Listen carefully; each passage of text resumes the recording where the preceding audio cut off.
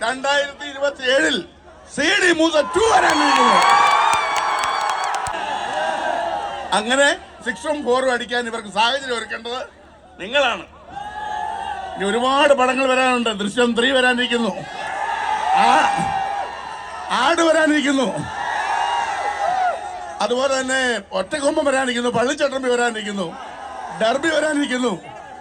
എല്ലാറ്റിലും ഉപരിയായിട്ട് ഞാൻ പറയുന്നു 2027 CD മൂസ 2 വരാനിരിക്കുന്നു.